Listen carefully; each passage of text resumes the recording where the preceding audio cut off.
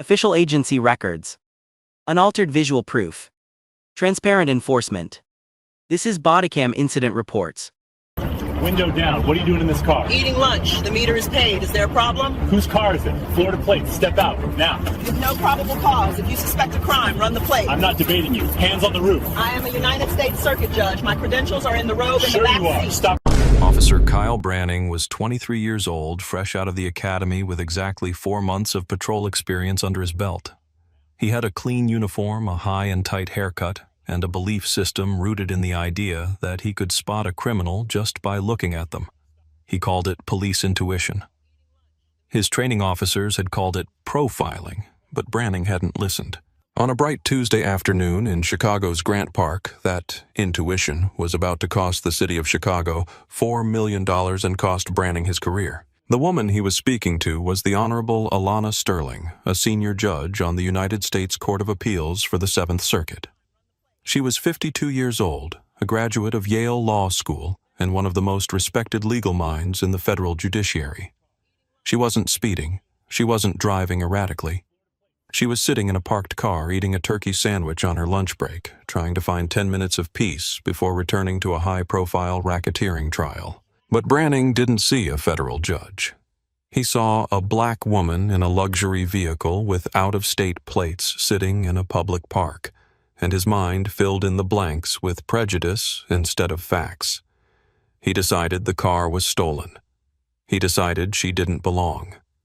And because he refused to listen, refused to verify, and refused to see the human being standing in front of him, he initiated a sequence of events that would expose the rot at the core of the precinct. Before we dive into the details of this infuriating encounter, where are you watching from?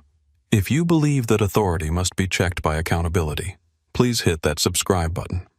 We are dedicated to exposing these stories because silence only protects the corrupt. Grant Park, Chicago, 12:45 p.m. A beautiful spring day. The tulips were in bloom. The skyline was reflecting off the lake, and the park was filled with office workers, tourists, and joggers.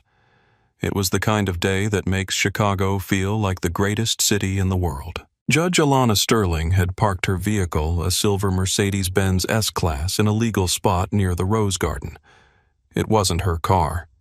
Her personal vehicle was in the shop for a transmission issue, and the dealership had given her this loaner. The loaner had Florida plates, which wasn't uncommon for dealership fleets, but it was a detail that would soon become relevant. Sterling was exhausted. She had been presiding over a complex RICO case for 6 weeks. Her docket was overflowing, her clerks were overwhelmed, and she had a migraine that had been building since 8:00 a.m. She had taken off her judicial robe, left it hanging neatly in the back seat, and driven 3 blocks to the park just to breathe fresh air.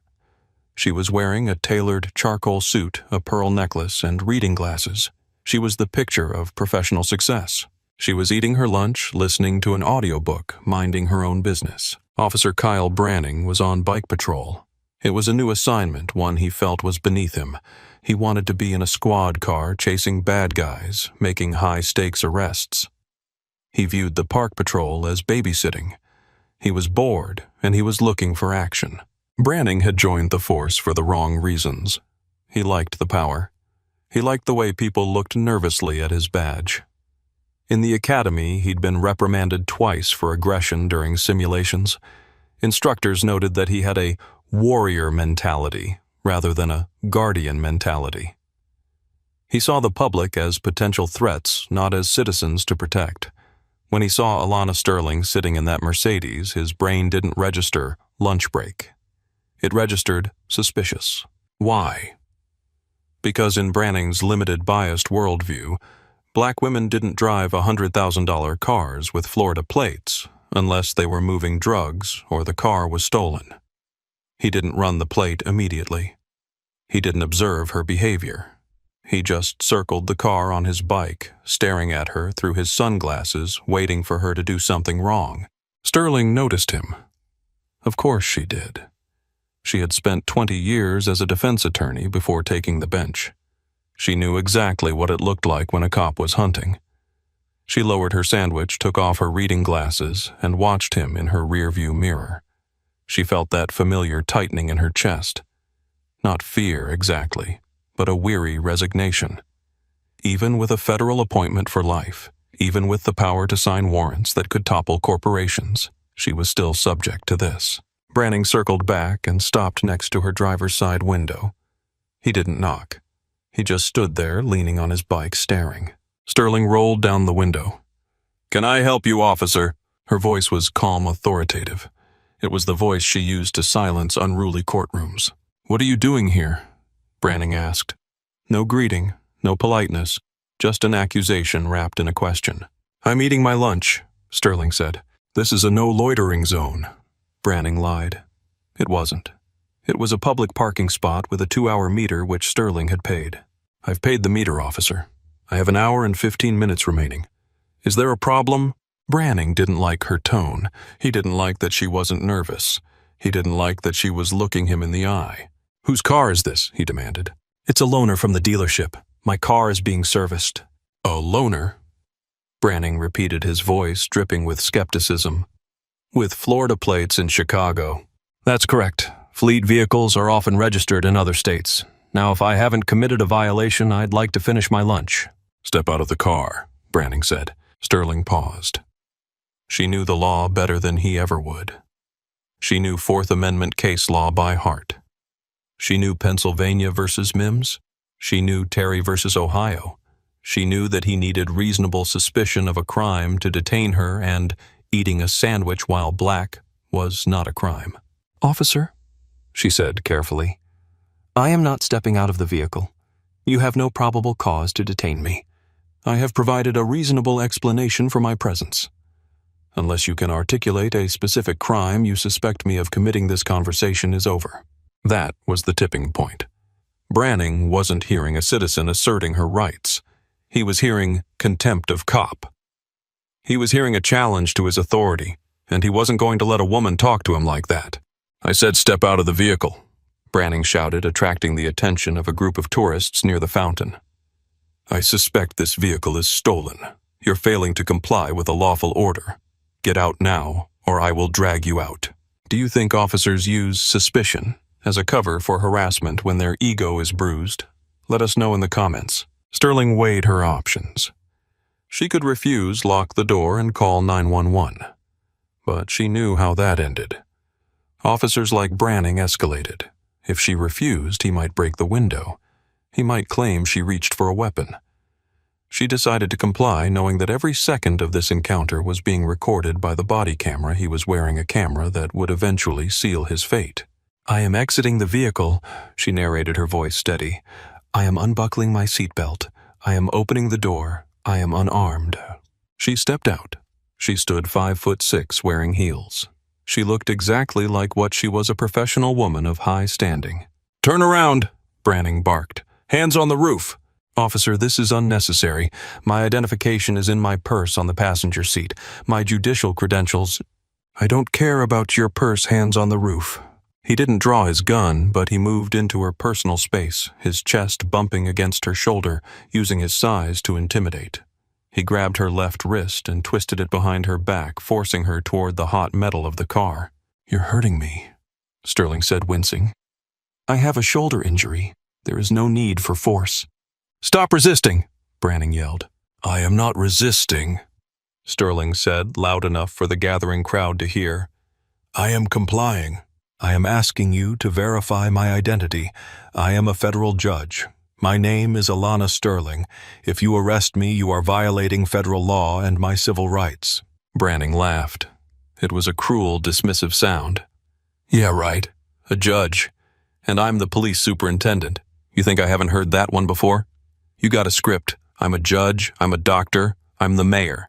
Save it for the booking officer." He slammed her chest against the side of the Mercedes. Not enough to break ribs, but enough to knock the wind out of her. Enough to humiliate her. The crowd was filming now. Phones were out. A man in a jogging suit stepped forward. "Hey, she's not fighting you. Why are you twisting her arm like that?" "Back up," Branning yelled over his shoulder. "This is an active investigation. Back up or you're next."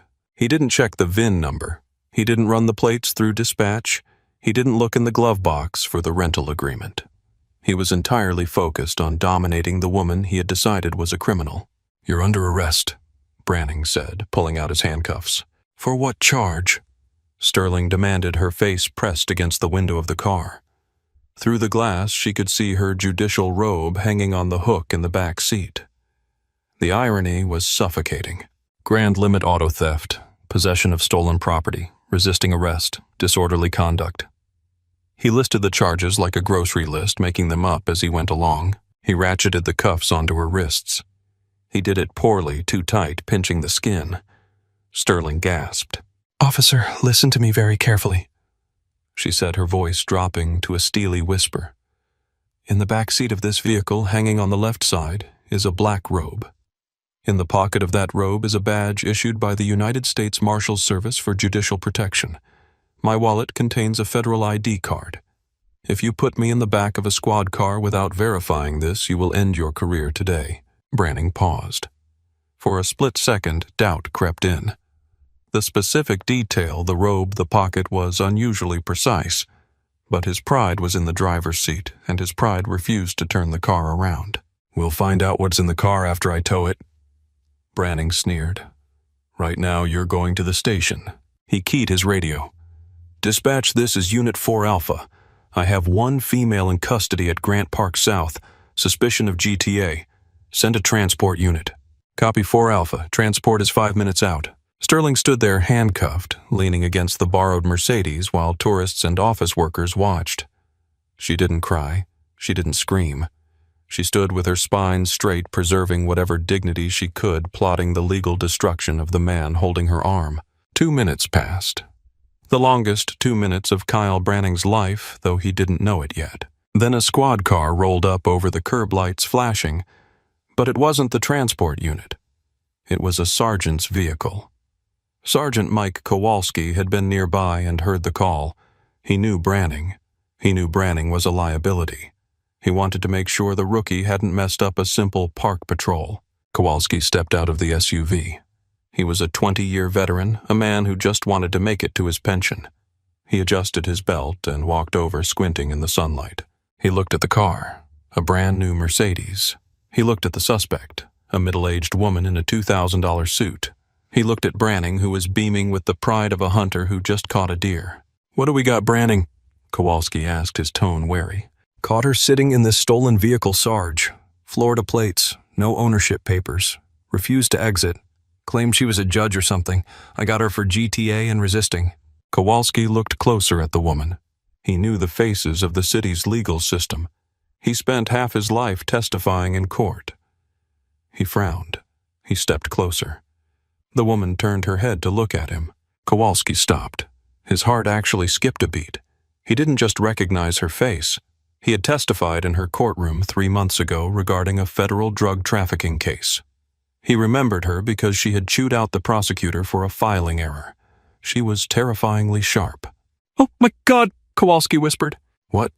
Branning asked, confused. Kowalski ignored him. He rushed forward. "Judge Sterling, Your Honor." Sterling looked at the sergeant. "Sergeant Kowalski, I believe we met during the Hernandez trial." "Yes, ma'am. Yes, Your Honor."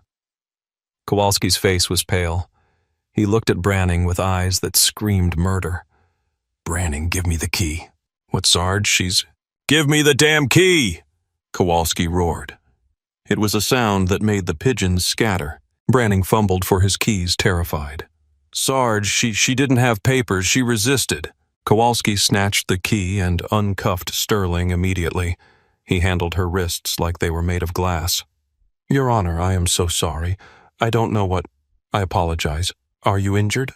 Sterling rubbed her wrists. Deep red grooves were visible.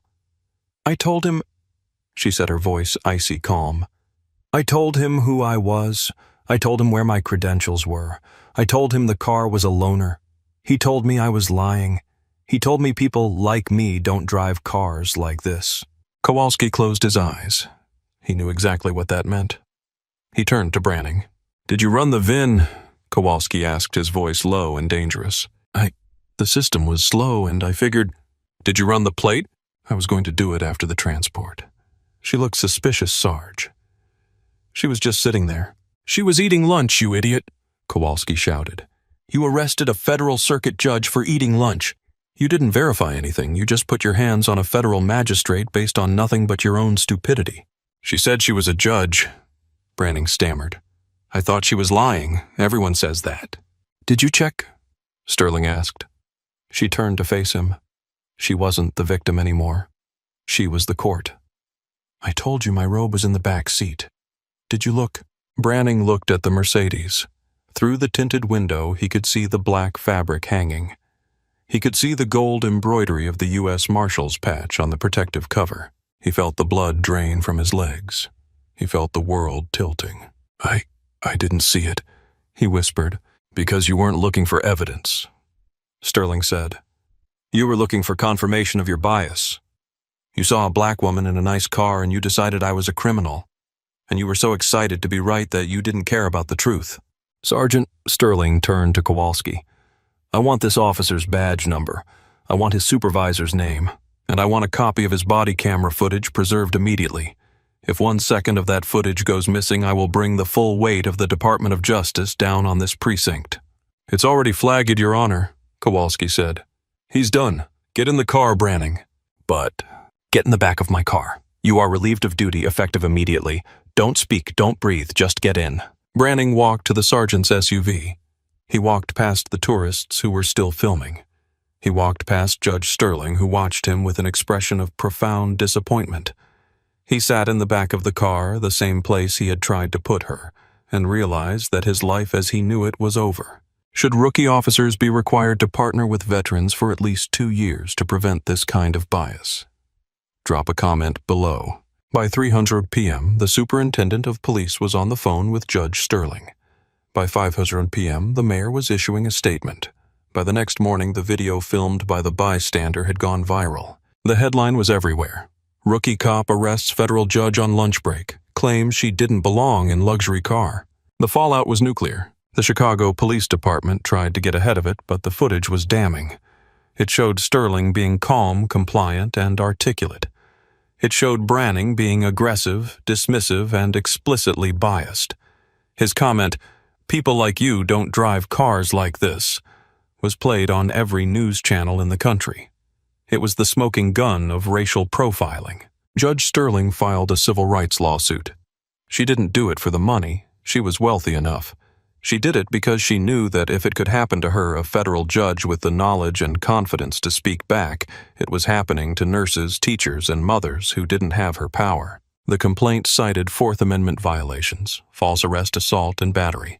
It also targeted the department's training practices, arguing that Branning's behavior was the result of a culture that encouraged gut instinct over constitutional policing. During the internal affairs investigation, Branning's file was opened. Even in his short 4 months, there were signs. 2 other stops of minority drivers that resulted in verbal warnings, but had no documented probable cause. Comments in the locker room reported by other officers about cleaning up the streets. He was a lawsuit waiting to happen, and the department had given him a badge and a bike and sent him into the park. Officer Kyle Branning was fired 3 weeks after the incident. The union didn't even fight for him. The video was indefensible. The superintendent called his actions a disgrace to the uniform. But the story didn't end there. The city settled with Judge Sterling for $4 million. It was one of the fastest settlements in city history. They didn't want this going to trial. They didn't want Sterling cross-examining the training sergeant on the stand. Judge Sterling took the money and she did something extraordinary with it. She started the Sterling Legal Defense Fund, a nonprofit dedicated to providing top-tier legal representation for individuals wrongfully arrested in pretextual stops, traffic stops based on race rather than actual violations. She spoke about the incident only once publicly at a press conference announcing the fund. I have spent my career upholding the law, she told the reporters. I believe in the law. I believe that police officers have a difficult and dangerous job. But I also know that what happened to me in that park was not a mistake. It was a choice. She paused, looking directly into the cameras. Officer Branning didn't see a judge. He didn't see a citizen. He saw a stereotype. and because he was empowered by the state, that stereotype became a weapon. He put handcuffs on me because he couldn't imagine a world where I was his superior. He couldn't imagine a world where a black woman sits in a Mercedes because she earned it. He wanted to put me in my place.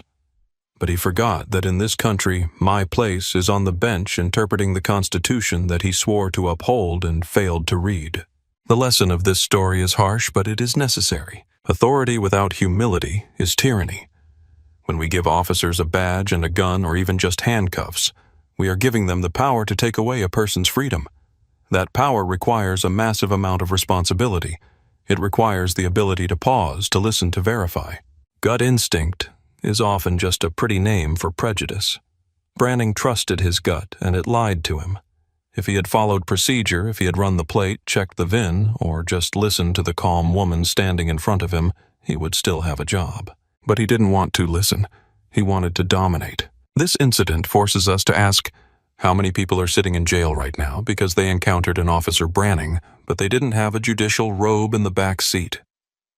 How many people were forced to the ground, handcuffed, and charged with resisting because they tried to explain they were innocent? Judge Sterling was lucky. She had the credentials to end the nightmare. Most people don't. And until we root out the culture that teaches rookies to view the community as the enemy, until we punish the bias as severely as we punish the crime, nothing will change. Officer Branning is now working in sales. He tells people he got a raw deal. He tells people politics cost him his job. He still doesn't get it. He still doesn't understand that he wasn't the victim. Judge Sterling is back on the bench. But now, every time a case comes before her involving a police officer's testimony about a suspicious suspect, she looks a little closer. She asks a few more questions. She remembers the feel of the cold metal on her wrists and the heat of the car against her face. She remembers that justice is blind, but the people enforcing it rarely are. If you think stories like this are important, share this video. We have to keep the light shining on these cracks in our system, or they will never be repaired. What do you think? Was the settlement enough? Should Branning have faced criminal charges for false imprisonment? Let's talk about it in the comments below. And don't forget to subscribe for more stories of truth and justice. See you next time. This briefing is now complete. For more factual case reviews, please like and subscribe. Thanks for watching Bodycam Incident Reports.